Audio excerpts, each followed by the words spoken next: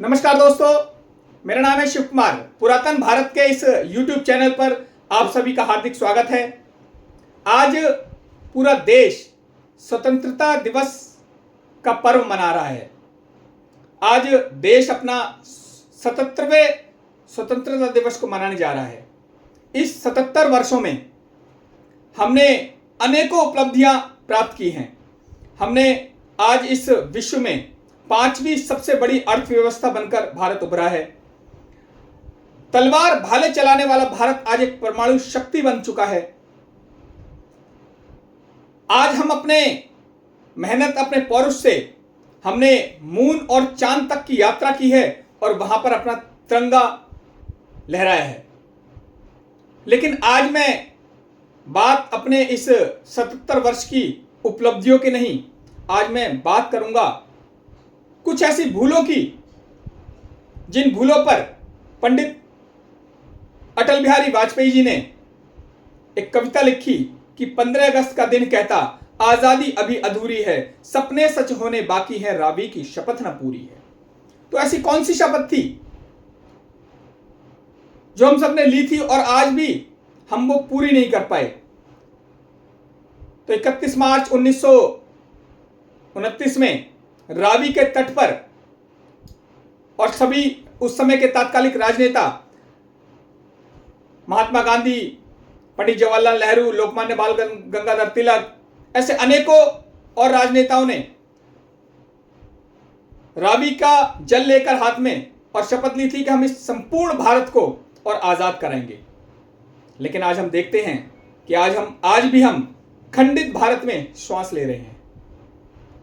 तो ऐसी क्या कारण रहा, ऐसी क्या भूलें रही जिसके कारण भारत को ऐसी विभाजन की विभीषिका देखना पड़ा और हमने विभाजन स्वीकार कर लिया, हमने होने दिया।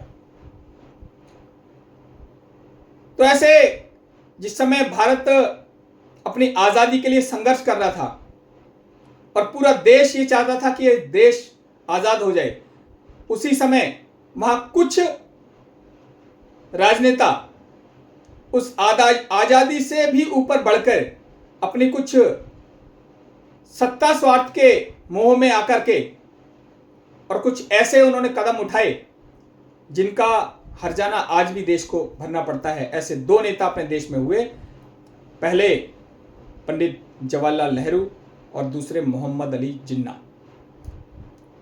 आप देखिए,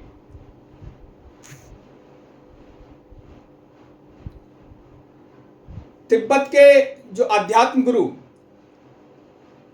दलाई लामा ने एक कार्यक्रम में बोला कि अगर नेहरू जी गांधी जी का प्रस्ताव मान लेते तो ये निश्चित रूप से जो भारत का विभाजन है वो कभी होता नहीं।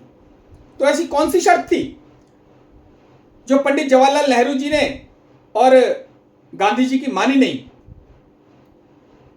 तो वो शर्त थी, गांधी जी ने जवाहरलाल नेहरू से कहा कि आप प्रधानमंत्री जो है वो मोहम्मद अली जिन्ना को बना दीजिए, अगले प्रधानमंत्री आप बन जाइएगा। लेकिन नेहरू जी ने उनका प्रस्ताव अस्वीकार कर दिया और बोला कि मोहम्मद अली जिन्ना को तो मैं देश में चपरासी ना बनाऊं, आप प्रधानमंत्री बनाने की बात कर रहे हैं। और उसके बाद जब ये बात जिन्ना को पता चलती है तो उनकी जो मुस्लिम तुष्टीकरण की राजनीति है उसको और आग मिल जाती है और उन्होंने अपने अलग देश का जो है वो मांग को और प्रखर कर दिया। और अंततः 15 अगस्त 1947 की मध्य रात्रि को और ये आदेश हुआ ब्रिटिश सरकार की तरफ से कि भारत 2 भागों में विभाजित होता है और ये भारत जो है स्वतंत्र किया जाता है। और उस समय रेडक्लिफ नाम के एक अंग्रेज ने, जो कभी भारत आया नहीं, जो भारत की एक भौगोलिक स्थिति को भी जानता नहीं, उसने मानचित्र पर एक बड़ी गैर जिम्मेदाराना और 2300 किलोमीटर की लगभग एक लकीर खींच दी और बोला कि उसके उस पार पाकिस्तान और इस पार भारत है। और ऐसी स्थिति में आप देखिए कि हमने क्या क्या खो दिया, कि हमारे जो देश में गंगा यमुना वो हमारे भारत में आ गई, और जिसके नाम से हिंदुस्तान नाम पड़ा, ऐसी सिंधु नदी, रावी नदी वो पाकिस्तान में चली गई। अजंता एलोरा अपने भारत देश में आ गई, हड़प्पा और मोहनजोदड़ो पाकिस्तान में चला गया। ऐसा बंगला साहिब, शीशगंज गुरुद्वारा, गोल्डन टेम्पल, स्वर्ण मंदिर जैसी बड़े और गुरुद्वारे वो हमारे यहां आ गए, और करतारपुर साहिब जो है पाकिस्तान में चला गया। और ऐसे ही सरहिंद, अमृतसर वो हमारे यहां आ गया, और लव द्वारा बनाई हुई नगरी लाहौर वो पाकिस्तान में चली गई। और फिर शुरू हुआ एक सांप्रदायिक दंगों का एक नंगा नाच। अनेकों लाखों हिंदुओं को और मौत के घाट उतार दिया गया। अनेकों माताएं बहनों के साथ व्यभिचार हुआ, उनकी अस्मिता लूटी गई, उनके साथ बलात्कार हुआ, उनको अपहरण किया गया। करोड़ों लोग बेघर हो गए, अनेकों जो बच्चे थे वो अनाथ हो गए। और एक देश में ऐसा दो तरफा मंजर कि एक तरफ बड़े बड़े सामियाने लग रहे हैं, बड़े बड़े माइक लग रहे हैं, और देश स्वतंत्रता दिवस की और खुशियां मना रहा है।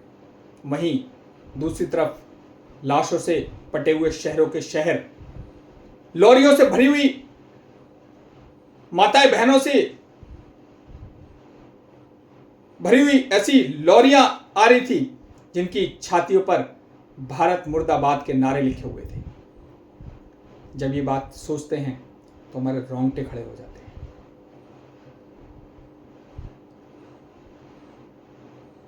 और ऐसी स्थिति में क्या किसी को अपनी स्वतंत्रता का वो हर्ष उल्लास वो मना पाया होगा? क्या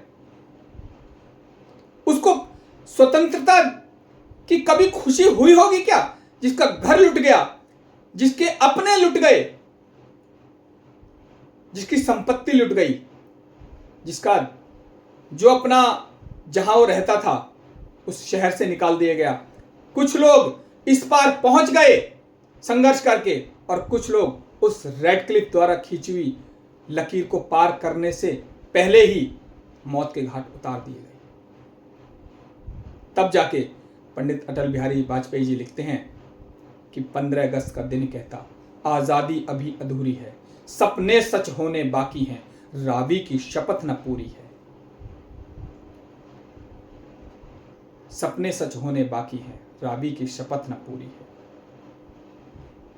कलकत्तों के फुटपाथों पर जो आंधी पानी सहते, उनसे पूछो आजादी के बारे में वे क्या कहते। हिंदू का दुख सुनते यदि तुम्हें लाज आती, तो सीमा के उस पार चलो। सभ्यता जहां कुचली जाती, इंसान जहां बेचे जाते, ईमान खरीदा जाता है, इस्लाम सिसकियां भरता है, डावर मन में मुस्काता है। लाहौर, कराची, ढाका में मातम की है काली छाया, पख्तूनों पर गिलगित पर है गमगीन गुलामी का साया।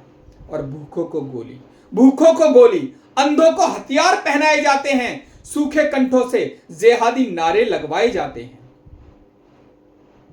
कैसे उल्लास मनाऊं मैं, बस थोड़े दिन की मजबूरी है। दिन अब दूर नहीं, भारत को पुनः अखंड बनाएंगे। गिलगित से गारे पर्वत तक हम आजादी पर्व मनाएंगे। उस स्वर्ण दिवस के लिए अभी से कमर कसे बलिदान करें, जो पाया उसमें खो ना जाए, जो खोया उसका ध्यान करें। हमें आगे आने वाली पीढ़ी को बताना होगा कि ये पाकिस्तान भी कभी हमारा हिस्सा था। पीओ के तो है ही हमारा हिस्सा, नेपाल, भूटान, अफगानिस्तान, बांग्लादेश, म्यांमार, श्रीलंका, ये पूरा का पूरा जो भारत था, इस पूरे भारत में हम लोगों ने अनेकों प्रसंग सुने होंगे। अफगानिस्तान, जहाँ गंधार है, गंधारी का मायका, शकुनी जिसके युवराज हुआ करते थे। ऐसे अनेकों स्थान हैं जहां पर हमारी एक आस्था जुड़ी हुई है देश की, और हमें आगे आने वाली की पीढ़ी को बताना पड़ेगा। जब जब जिस देश ने अपनी भूलों को सुधारा नहीं है, वो देश मिट जाते हैं, खत्म हो जाते हैं। इसलिए हमें निश्चित रूप से हमें आज ये संकल्प लेना पड़ेगा कि हम इस भारत को पुनः अखंड करेंगे, और ये कोई असंभव कार्य नहीं है। कई बार हमारे ध्यान में आता होगा कि यार ये कैसे, अब तो खंडित हो चुका है, अब कैसे अखंड होगा। लेकिन आप ध्यान करेंगे कि 1800 वर्षों के संघर्ष के बाद सारे यहूदियों ने अपना देश इजराइल वापस लिया, और जब भी वो कभी 1800 वर्ष तक जहां भी मिलते थे, वो बोलते थे कि अगली मुलाकात यरूशलेम में होगी। 500 वर्षों से लंबित राम मंदिर का मुद्दा आज सुप्रीम कोर्ट के द्वारा जिसका समाधान हुआ, और श्री राम मंदिर का निर्माण आज हो चुका है। और कुछ लोग कहते थे कि मंदिर वही बनाएंगे लेकिन तारीख नहीं बताएंगे, तो आज पूरा विश्व ने वो तारीख भी जानी थी। धारा 370, जिसकी बात करने पर भी संसद में लोगों की जवानें लड़खड़ा जाती थी, वो धारा 370 आज इस देश का हिस्सा नहीं है। तो आप ये देखें कि कुछ भी असंभव नहीं है। हमें आवश्यकता है अपने जज्बे को पक्का करने की, निश्चय करने की। तो निश्चित रूप से हम आज जब ये सब पूरा हम करेंगे, तब हम बोलेंगे कि हमने एक अखंड भारत को पुनः, और हम अखंड भारत में अपनी श्वास ले रहे हैं। और निश्चित रूप से हमारा ये देश जो है वो अखंड होगा। इसी शुभकामनाओं के साथ आप सभी को इस स्वतंत्रता दिवस की बहुत बहुत शुभकामनाएं। आप सभी का दिन शुभ हो। अगर ये वीडियो आपको अच्छी लगे तो इसको लाइक करिए, शेयर करिए और सब्सक्राइब करिए। धन्यवाद। भारत माता की जय।